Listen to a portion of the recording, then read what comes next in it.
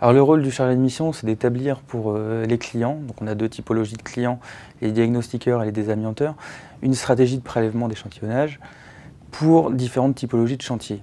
Prélèvement en amont, prélèvement durant le chantier et prélèvement à la fin du chantier, tout en respectant la réglementation.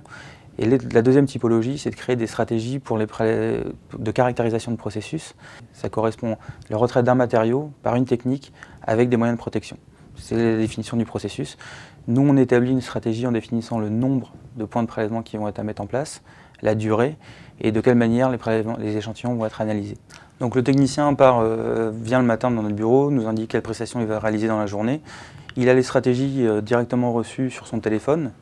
Le brief est à la fois oral et digital. Toutes les informations relatives à la stratégie sont inscrites via notre application métier.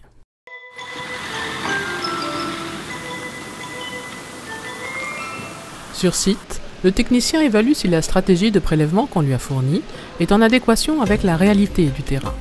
C'est l'un des points clés de son intervention. Ce que l'entreprise a décrit de son processus, ainsi que la configuration des locaux, la stratégie d'échantillonnage qui est employée, doivent être parfaitement identiques. Donc je voulais savoir, est-ce qu'il s'agit bien d'un flocage? Oui. D'accord. Autrement, concernant la technique de retrait, est-ce que vous utilisez de l'aspiration? Le chef de chantier partage et valide les informations, les éléments de la stratégie avec le technicien, puisque lui-même est parfaitement informé des procédés et qu'il connaît la stratégie de contrôle qu'ITGA lui a présentée. Méta sur opérateur et mesures connexes de suivi de chantier. Le technicien va poser et programmer des pompes de prélèvement à proximité du chantier. L'objectif est de vérifier l'absence de rejet de fibres d'amiante par les extracteurs, de déterminer la concentration en fibres d'amiante en suspension dans l'air dans les différentes zones du bâtiment où le personnel ne porte pas de masque. Puis le technicien pose une pompe portable à la ceinture de l'opérateur qui va mettre en œuvre le processus à caractériser.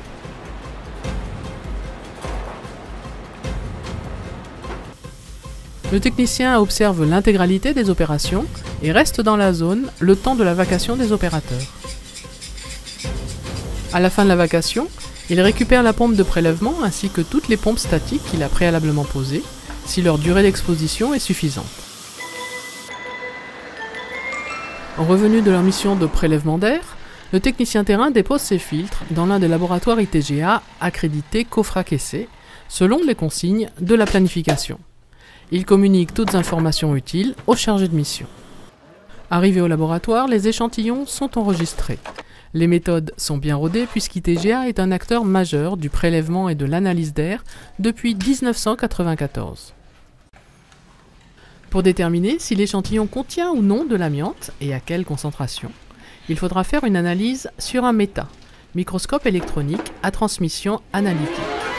Mais pour ce faire, il faut faire subir au prélèvement une préparation, calcination, filtration, métallisation et enfin dissolution, afin de récupérer toutes les poussières minérales, dont les fibres d'amiante. Maintenant, les échantillons sèchent sous haute aspirante en attendant la venue de l'analyste MET. Le principe de l'analyse consiste à compter le nombre de fibres d'amiante par litre d'air prélevé. L'analyste pourra ainsi déterminer la concentration en fibres par litre à la fin de son observation. Un faisceau d'électrons est émis par un filament du haut de la colonne sous vide. Ce faisceau est dirigé au condensé par un réseau de lentilles et de diaphragmes. Il traverse alors l'échantillon et forme une image sur l'écran positionné en bas de la colonne.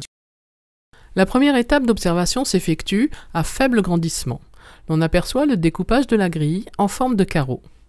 Cette observation rapide permet de vérifier la quantité de poussière déposée sur le polycarbonate, ainsi que l'homogénéité du dépôt, la non-détérioration de la grille et la bonne dissolution du polycarbonate. L'observation se fait maintenant à x 10 000, À ce grossissement, un repère visuel permet d'estimer les longueurs de l'ordre de 5 microns. Méthodiquement, l'analyste balaye chaque champ dans son intégralité. S'il rencontre une particule correspondant à la définition d'une fibre selon la norme NFX 43050, il va alors en confirmer la composition chimique en effectuant ce que l'on appelle une analyse en spectroscopie des rayons X. À l'issue de l'exploration de chaque champ, l'analyste renseigne le logiciel quant au nombre de structures d'amiante rencontrées, leur type, leur catégorie et les méthodes d'analyse effectuées sur les fibres. Un nouveau contrôle exercé par le signataire des rapports d'essai vient clôturer cette phase d'analyse. Le respect de l'ensemble des critères conditionnera la position du logo COFRAC sur les rapports d'essai.